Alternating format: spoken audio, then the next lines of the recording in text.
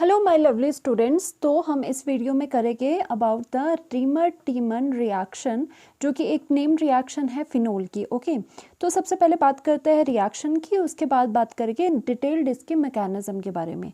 तो देखो, रिएक्शन में जो आपको डायरेक्ट क्वेश्चन आते हैं, कंप्लीट द रिएक्शन या फिर जो भी मिसिंग प्रोडक्ट वगैरह आता है आपको, तो आप कैसे लिखोगे? रीमर टीमन रिएक्शन में क्या होता है? बेसिकली एक फिनोल जो होगा, फिनोल क्या होता है? एरोमेटिक जो रिंग है, ठीक है, बेंजीन की, उसके ऊपर आपका ONH ग्रुप लगा है। This is the phenol. ठीक है, फिनोल की रिएक्शन किसके साथ होती है? क्लोरोफॉर्म के साथ होती है। ध्यान से देखना, क्लोरोफॉर्म इज CHCl3, ठीक है, और उसके साथ कोई बेस जैसे मैंने यहाँ पर लिया है NaOH, KOH भी हो सकता था। क्लोरोफॉर्म की reaction with the NaOH and second step में क्या होगा? सेकेंड स्टेप में होगा acidification. That means H positive लिखा होगा या फिर यहाँ पे वाटर लिखा होगा या H3O पॉजिटिव लिखा होगा। ठीक है, दैट मीन्स यहाँ पे एसिड वर्कआउट हो रहा है सेकेंड स्टेप में। तो ऐसी रिएक्शन जब भी आती है तो आपको प्रोडक्ट क्या मिलता है? आपको प्रोडक्ट मिलेगा, बेंजीन रिंग ऐसी ही रहेगी, OH भी आपका ऐसे ही रहेगा। एंड जस्ट यहाँ पर क्या होता है? Ortho position. देखो, ये होती है ortho, this is the Meta, this is the para. जो ऑर्थो पोजीशन होती है वहाँ पे आपका एल्डिहाइडिक ग्रुप लग जाता है। एल्डिहाइडिक क्या होता है? C double bond O and H, ये ग्रुप। अब आप कहोगे कि ऑर्थो वाला क्यों बना? बिकॉज यहाँ पर क्या होती है, यहाँ पर ऑर्थो पोजीशन में वैसे तो ऐसा होना चाहिए था कि क्राउडिंग होनी चाहिए थी, पैरा बनना चाहिए था, बट मेजर प्रोडक्ट इसमें ऑर्थो बनता है क्योंकि उतनी ज़्यादा क्राउडिंग नहीं होती। और दूसरी बात, यहाँ पर क्या होती है? O डेल्टा नेगेटिव हो जाएगा, ठीक है, यहाँ पे इलेक्ट्रोनेगेटिव है, ये O डेल्टा पॉजिटिव हो जाएगा, डेफिशिएंट हो जाएगा क्योंकि ऑक्सीजन इसके इलेक्ट्रॉन ले लेगा। तो यहाँ पे delta positive and delta negative के बीच में क्या हो गई? हाइड्रोजन बॉन्डिंग हो गई। ठीक है, यहाँ पर क्या हो जाती है? हाइड्रोजन बॉन्ड बन जाता है। और इस हाइड्रोजन बॉन्ड को क्या कहते हैं? Intramolecular hydrogen bonding.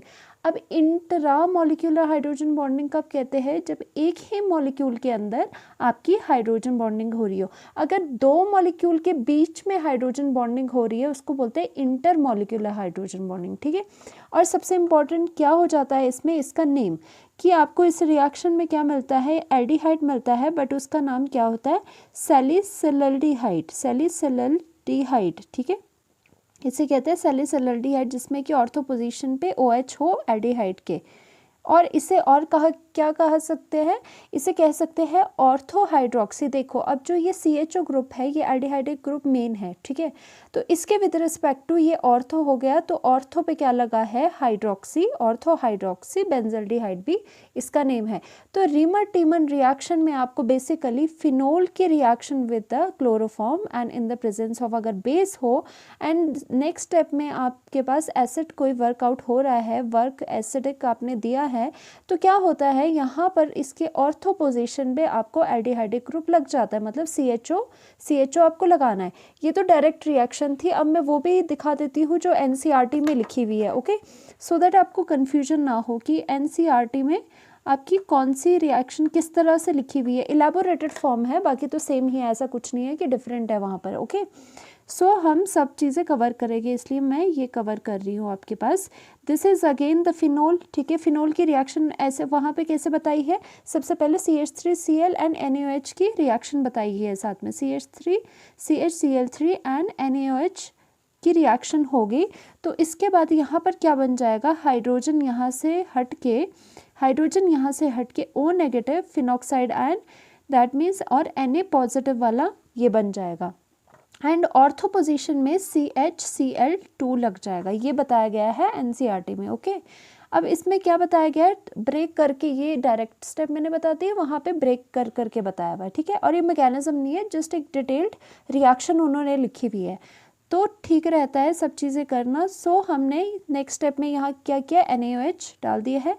तो नेक्स्ट स्टेप में आपका क्या हो जाएगा? O negative and Na positive तो आपका एज इट इज़ रहा, ठीक है, और यहाँ पर क्या हो जाएगा? इस पूरे की जगह आपका CHO लग जाएगा। ठीक है, और नेक्स्ट में क्या होगा? जो आपकी एसिडिक जो करेक्टर देना था आपको, एसिडिक, तो H पॉजिटिव आप दे दोगे एंड यहाँ पर आपका क्या बन जाएगा कि जहाँ पर आपका O negative and Na positive था, Na पॉजिटिव को वो रिप्लेस करके it will be OH over here and यहाँ पर CHO बन जाएगा और आपको ये सैलिसिलैल्डिहाइड मिल जाएगा। ठीक है, दिस इज द सैलिसिलैल्डिहाइड, सैलिसिलैल्डिहाइड। ठीक है, सैलिसिलैल्डिहाइड आपको मिल जाएगा। तो बेसिकली रिएक्शन क्या है, फिनोल 2 बेसिकली रिएक्शन आपकी क्या है, रीमर टीमन रिएक्शन में फिनोल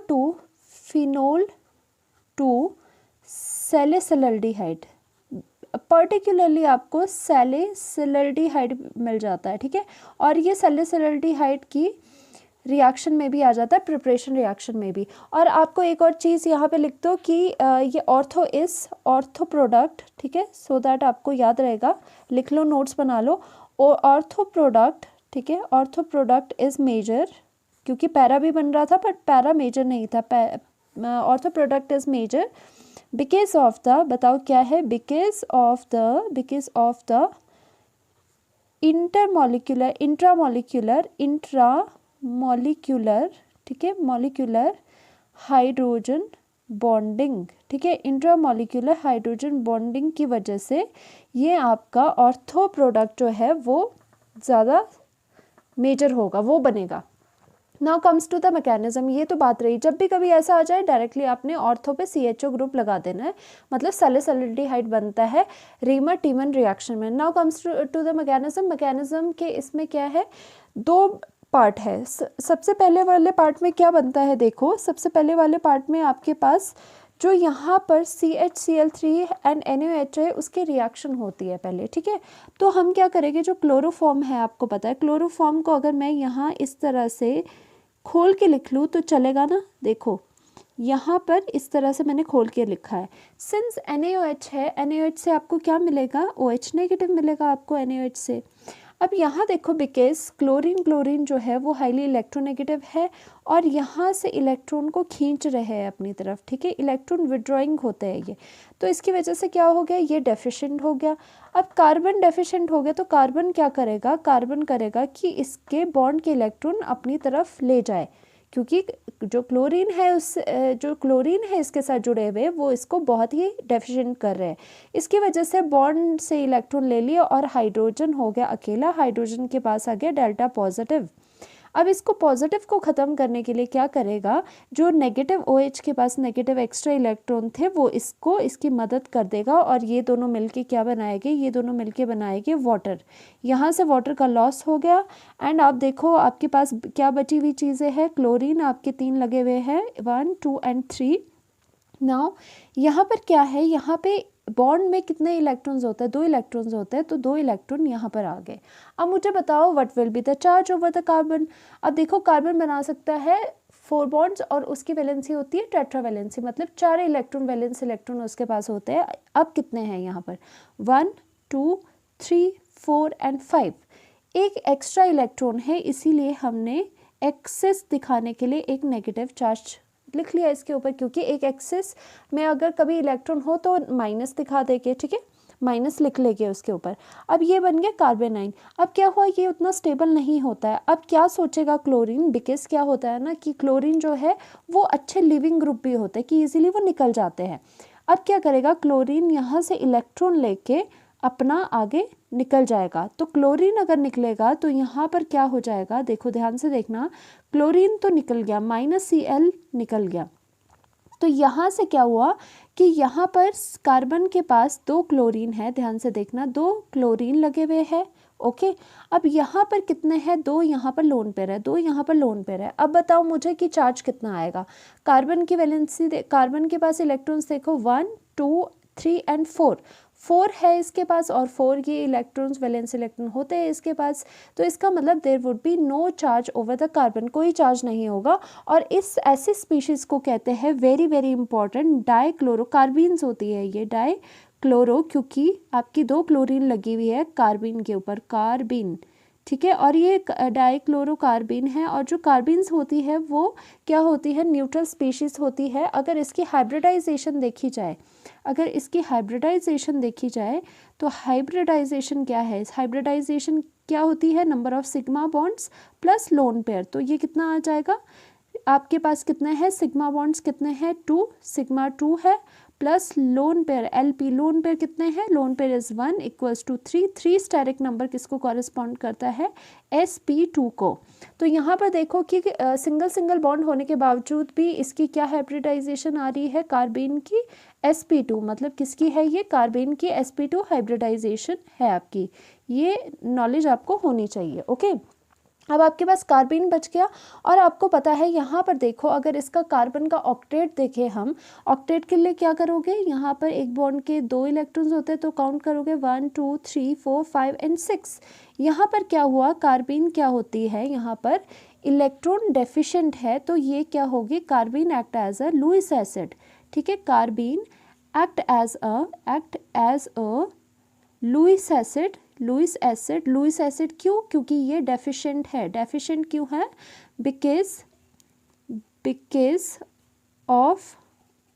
बिकॉज ऑफ क्या है इसमें, incomplete octet, because of the incomplete octet. Okay, octet इसका कंप्लीट नहीं है, इस वजह से ये क्या बिहेव करेगी, लुईस एसिड, मतलब ये डेफिशिएंट है। ठीक है, अब देखो नेक्स्ट स्टेप में क्या हुआ, यहाँ पे डाइक्लोरोकार्बन की फॉर्मेशन होगी। नेक्स्ट स्टेप में बारी आती है आपकी यहाँ पर फिनोल को उठाने की, हमने यहाँ पर फिर फिनोल को उठा दिया। देखो इसका क्लोरोफॉर्म और एक जो NaOH हमने लिया उसका काम ये था कि आपको एक कार्बीन दे जो कि लुईस एसिड होगी, जो कि डेफिशिएंट स्पीसीज होगी। ठीक है, नाउ हमने यहाँ पर उठा दिया O एंड H। ठीक है, दिस इज़ द फिनोल। अब यहाँ पर क्या होगा, NaOH जो है रिएक्शन मिक्सचर में हमारा, उसकी वजह से यहाँ से OH नेगेटिव आप दोगे। OH क्या करेगा, OH नेगेटिव, बिकॉज यहाँ पे डेल्टा पॉजिटिव है, डेल्टा नेगेटिव है, इलेक्ट्रोनेगेटिविटी डिफरेंस, यहाँ से क्या करेगा, OH इस H पॉजिटिव को ले लेगा एंड यहाँ पर वाटर आपका निकल जाएगा। ओके, वाटर निकलने के बाद क्या होगा यहाँ पर कि O नेगेटिव यहाँ पर आपका बन जाएगा और ये क्या होता है, this is known as the phenoxide ion, this is known as the phenoxide ion. Now what happens कि यहाँ पर ये अब रेजोनेंस में जाएगा। रेजोनेंस में किस तरह से जाएगा कि यहाँ के इलेक्ट्रॉन चले जाएंगे यहाँ पर एंड जो यहाँ के इलेक्ट्रॉन्स थे वो चले जाएंगे इस ऑर्थो पोजीशन पर, क्योंकि ऑर्थो पोजीशन मोर फेवरेबल है इस केस में because of the intramolecular hydrogen bonding. ये आपको क्वेश्चन भी आ सकता है कि जो ऑर्थो है वो मेजर प्रोडक्ट क्यों है आपके पास। नाउ बिकॉज यहाँ पे रेजोनेंस है तो हम ये डबल हेडेड एरो से दिखा देते हैं इसे। ओके, फिर ध्यान से देखना, बहुत इंटरेस्टिंग है ये। अब यहाँ पर हमारा क्या बन रहा है कि यहाँ पे डबल बॉन्ड आ गया बिकॉज इलेक्ट्रॉन यहाँ पर ऑक्सीजन ने दे दिए थे। ठीक है, आगे इलेक्ट्रॉन फॉल करवा दिए थे, बट यहाँ पर क्या है, यहाँ पे आपका नेगेटिव चार्ज आ गया ऑर्थो पोजीशन पर, नेगेटिव चार्ज आ गया और आपके पास ऊपर एक ऐसी स्पीशी बनी थी जो कि लुईस एसिड थी, जो कि डेफिशिएंट थी। अब इसके पास अच्छा मौका है यहाँ पर इसको अटैक करने का। ठीक है, डाइक्लोरोकार्बन यहाँ पर अब अटैक करेगी। अब देखो ये क्या है, ये लुईस एसिड है, La है और ये लुईस बेस की तरह एक्ट करेगा। ठीक है, तो क्या है, ये इलेक्ट्रॉन्स यहाँ से इधर को देगा, ये कार्बन जो है यहाँ पर वो इलेक्ट्रॉन यहाँ से कार्बन को देगा एंड यहाँ पर एक बॉन्ड इनके बीच में फॉर्म हो जाएगा। बॉन्ड कैसे फॉर्म होगा इनके बीच में, एज इट इज़ बाकी बॉन्ड्स रखो, डबल बॉन्ड O यहाँ पे लग गया एंड यहाँ पर क्या हो जाएगा आपका, यहाँ पे कार्बन, ठीक है, उसके साथ क्लोरीन लग गए एंड आपको पता है बॉन्ड तो इसके और इसके बीच में बन जाएगा, बट यहाँ पे क्या है, यहाँ पे दो लोन पेयर्स है तो वो एज इट इज़ आपके लगेंगे। अब देखो 1 2 3 4 एंड 5 फिर से एक एक्स्ट्रा इलेक्ट्रॉन है तो नेगेटिव आप साइन लगाओगे। ठीक है, अब देखो अब क्या करें, अब आता है पिक्चर में ये वाला हाइड्रोजन जो कि यहाँ पे कार्बन के ऊपर लगा है। अब ये क्या करेगा, ये अपने आप को सेक्रीफाइस कर देगा सो दैट आपका ये एरोमेटिसिटी जो लूज़ हुई हुई है, बॉन्ड यहाँ से लूज़ हुआ है उसको पूरा करने में। अब ये कैसे सेक्रीफाइस करेगा अपने आप को कि यहाँ पे जो हाइड्रोजन के इलेक्ट्रॉन्स है वो रिंग में दोबारा से इस पोजीशन पे दे देगा। ठीक है, और यहाँ से रिंग में अगर यहाँ से इलेक्ट्रॉन दे दिए तो इन इलेक्ट्रॉन को ऊपर चले जाना पड़ेगा बिकॉज आपने कार्बन के टेट्रावेलेंसी को मेंटेन करना, मतलब कार्बन के पास ओनली 4 बॉन्ड्स होते हैं। ठीक है, अब ये हाइड्रोजन तो H पॉजिटिव की फॉर्म में निकल गया बाहर, तो अब ये क्या करेगा, जो कार्बन के पास एक्सेस में इलेक्ट्रॉन थे वो हाइड्रोजन को अपना लेगा। अब देखो हुआ क्या, ये मेन स्टेप है, यहाँ पे कंफ्यूज नहीं होना है। दोबारा रिपीट करती हूँ मैं, एरोमेटिसिटी को मेंटेन करने के लिए जो कार्बन यहाँ पर कार्बन के ऊपर यहाँ हाइड्रोजन था वो अपने इलेक्ट्रॉन दे देगा बेंजीन रिंग को, ठीक है। और उसके बाद टेट्रावेलेंसी मेंटेन करने के लिए ये जो बॉन्ड्स है ये ऊपर चले जाएंगे, दोबारा से इलेक्ट्रॉन के फॉर्म में ऑक्सीजन को दोबारा से दे देंगे। नाउ ये हाइड्रोजन जो निकल रहा है डेफिशिएंट होके, उसको कौन सहारा देगा, उसको देगा ये carbon Sahara, because it has the electron, extra electrons है इसके पास। तो हो गई अब बात। अब क्या हो जाएगा कि यहाँ पर सबको सब चीज़ें मिल गई, ओके।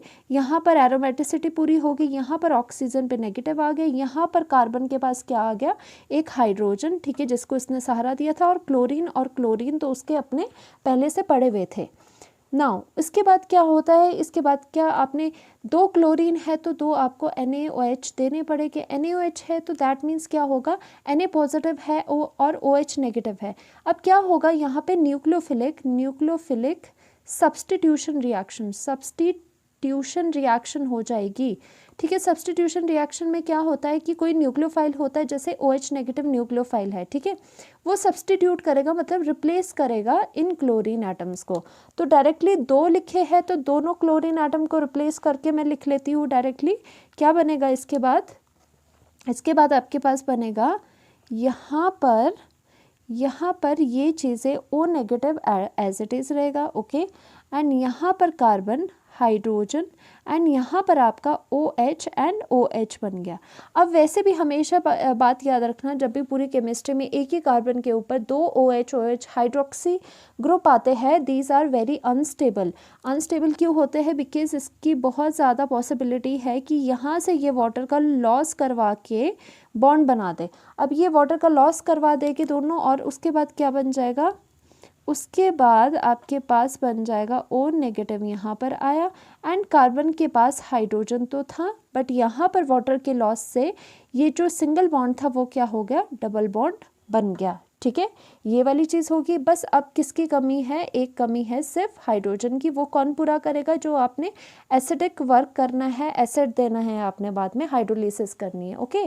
तो आपका ये आया, यहाँ पर बना, यहाँ पर आपका यहाँ पर OH बन गया, ओके, और यहाँ पर CHO बन गया, जो कि है सैलिसिल्डिहाइड, जो कि आपको चाहिए था।